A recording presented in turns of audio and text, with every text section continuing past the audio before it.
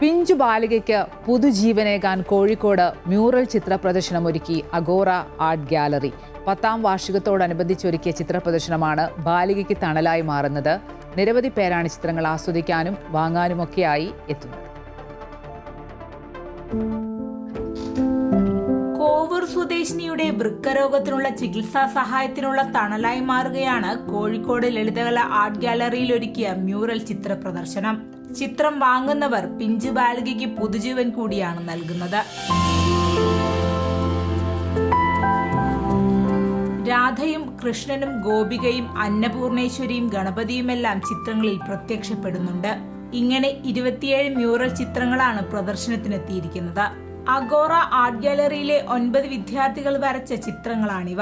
നമ്മുടെ ആ സ്റ്റുഡൻസ് എന്ന് പറയുമ്പോൾ നമുക്ക് ഭയങ്കര ഒരു വലിയ ഭാഗ്യമാണ്. ഇത്രയും നല്ല സാറിൻ്റെ കീഴിൽ നമുക്ക് പഠിച്ച് നല്ല ഒരു പ്രദർശനം കാഴ്ചവെക്കാൻ സാധിച്ചു. പിന്നെ അതിൽ നമുക്ക് സെയിലാവുമ്പോൾ അതിൽ നിന്ന് കുറച്ച് കുട്ടിക്ക് സഹായം ചെയ്യാൻ പറ്റുമെന്നൊരു സന്തോഷമുണ്ട് നമുക്ക്. ഇത് ഞങ്ങൾ പഠിച്ചതുകൊണ്ട് 10ാം വാർഷികം ആയതുകൊണ്ട് അതിനോടനുബന്ധിച്ച് ഇതും കൂടി ആയാൽ ആൾക്കാർ കുറേ കാണാൻ വരുമല്ലോ. അപ്പം അങ്ങനെ ശരി സാറ് പറഞ്ഞപ്പോൾ അങ്ങനെ ആയിക്കോട്ടെ വിചാരിച്ചിട്ട് അങ്ങനെ തുടങ്ങിയതാണ്.